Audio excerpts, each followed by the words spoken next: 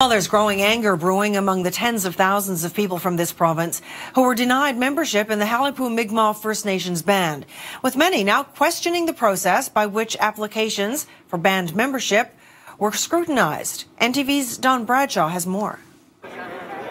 Disorganized, confused, tumultuous.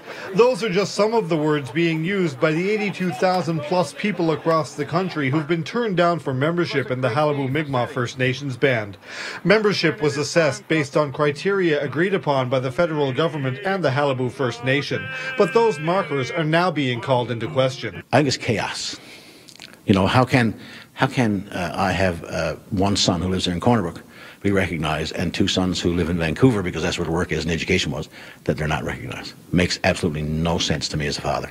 Keith Cormier's example is just one of thousands that have applicants outraged over the criteria required, from families with parents accepted for membership but children denied, to siblings living in the same community receiving different outcomes. In one instance, twins from Cornerbrook were told one would be permitted to join the band, the other did not qualify. If they would have stuck to ancestry going back 2, 3, 5, 7 generations, whatever the number you want to pick, but people could understand it. Today, there is no rhyme, reason, logic, nothing. Included among the list of 82,000 rejections are over 10,000 people who were previously recognized as status Indians, but now face losing that status because they failed to meet the newly established criteria. It doesn't make any sense on any level.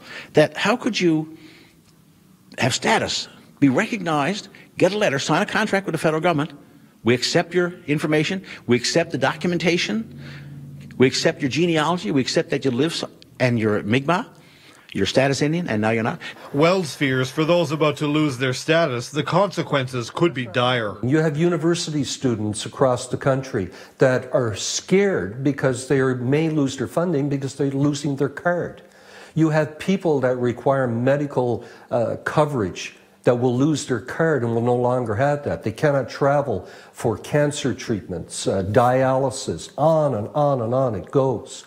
The Mi'kmaq First Nation Assembly plans to appeal the decisions to the Supreme Court of Canada, but the group admits it could be years before the dispute is resolved. For NTV News, Don Bradshaw, Cornerbrook.